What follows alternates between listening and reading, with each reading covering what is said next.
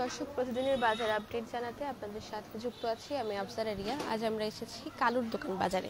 যদিও বা এই বাজারটি সন্ধ্যায় জমজমাট হয়, তবুও আমরা আজ দিনের বেলা এসেছি এখানে এবং এখানে দেখছি যে বিভিন্ন দোকানপাটগুলো কিন্তু বন্ধ রয়েছে। এর পাশাপাশি মাছের যে পেটিগুলো রয়েছে সেগুলো কিন্তু ঢাকা, কারণ এই বাজারটি সন্ধ্যার বাজার। সেই ক্ষেত্রে কিন্তু এখানে কিছুটা কম মানুষ তেমন একটা লক্ষ্য করা যাচ্ছে না এবং কিছুটা কয়েকটি দোকান এখানে আছে, তরকারির দোকান। আমরা সেগুলোতেই কথা বলবো এবং জানবো যে এখানে তরকারির দাম কীরকম নিচ্ছেন তারা।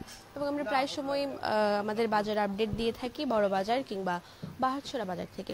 তবে সেই সব বাজারগুলোর তুলনায় এই বাজারগুলোতে, যেগুলো হচ্ছে একদম না পৌরসভার তদারকিতে কিংবা সরকারি তদারকিবিহীন, যেগুলো একদম নিজস্ব একজন ব্যক্তি কেন্দ্রিক যেসব বাজারগুলো রয়েছে, সেসব বাজারগুলোর পরিস্থিতি কেমন সেটিও আমরা আপনাদেরকে জানাবো আজ। এবং এখানে জানাবো যে এখানে আসলে তরকারির দাম কীরকম রয়েছে, তারা কি বেশি দামে বিক্রি করছেন নাকি কম দামে। আমরা কথা বলবো এখানে যিনি বিক্রেতা রয়েছেন তার কাছে এবং তার কাছ থেকে জানবো যে তার এই দোকানে জিনিসপত্রের কেমন দাম রয়েছে এবং এই দামগুলো কবে নাগাদ আরও কিছুটা কমতে পারে এবং এখন কেমন রয়েছে। আপনার এখানে তরকারিগুলো দাম? পটল এখন 50 টাকা বিক্রি করতেছি, 40 টাকা খুচরা। টমেটো 40 টাকা, কাঁকড় 60 টাকা, আলু বড়টা হলে 25 টাকা, আর দেশিটা 40 টাকা, কষা বড়টা 60 টাকা, ছোটোটা 50 টাকা, বেগুন 60 টাকা। সন্ধ্যাবেলা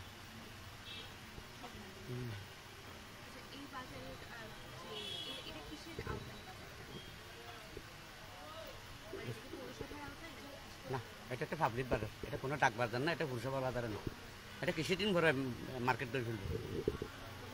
হ্যাঁ, এটা বাজেটে গেছে 16 15 দিন দেবে, আমাদেরকে সময় দেওয়া হয়েছে।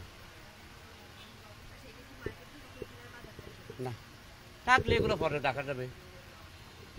আমরা একটা ডিসিশন নিচে কোথাও স্থান ঠিক করবো, এই তো 5-7 বছর লাগবে, 10-12 তলা বিল্ডিং করবে, তাহলে আমাদের কিছু করতে হবে না। আমরা চিন্তা করতেছি, 10-15-20 বছর ধরে করতেছি দোকানে কেন। এটা অনেক পুরাতন বাজার। হ্যাঁ, এটা 40-50 বছর আগের বাজার। তখন তো পুরসভা ছিল না, এখন পুরসভা এসে করেছে, এর আগের বাজার।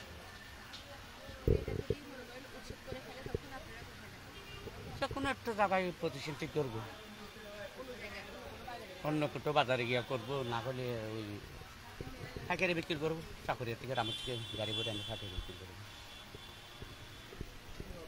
আমরা কথা বলছিলাম বিক্রেতার সাথে এবং তিনি যেটা বলছিলেন যে আমি আসলে যে কথাটি বলছিলাম যে কালুর দোকান, আমরা এই কালুর দোকান বাজারের কথা যে কথাটি বলছিলাম যে এটি একটি ব্যক্তিকেন্দ্রিক বাজার, তো এটি কোনো পৌরসভার আওতায় নয়। তো এই বাজারটি কিন্তু কিছুদিনের মধ্যেই উচ্ছেদ করে দেওয়ার সম্ভাবনা রয়েছে এবং তাদেরকে কিছুটা সময়ও বেঁধে দেওয়া হয়েছে এখানে। এবং এই বাজারে কিন্তু তারা এখানে এই বাজারটি 40 থেকে 50 বছর পুরনো একটি বাজার এবং তারা এখানে 20 থেকে 30 বছর যাবৎ এই বাজারে তারা সবজি বিক্রি করে আসছেন এবং মূলত এই বাজারটি সন্ধ্যায় জমজমাট হয়।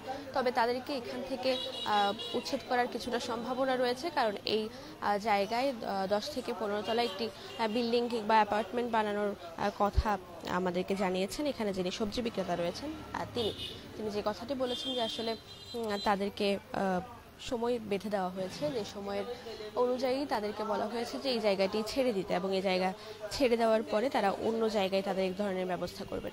আমরা প্রায় সময় বাজারের পরিস্থিতি আপনাদেরকে জানিয়ে থাকি, সব ধরনের সবজির দাম আমরা জানিয়ে থাকি, তবে কখনো কোনো বাজারের ব্যাপারে বিশদ বিবরণে বলা হয় না। তাই আজ এই কালুর দোকান বাজারের ব্যাপারে আমি বিবরণ জানাচ্ছিলাম। এতক্ষণ আমাদের সাথে থাকার জন্য সকলকে ধন্যবাদ।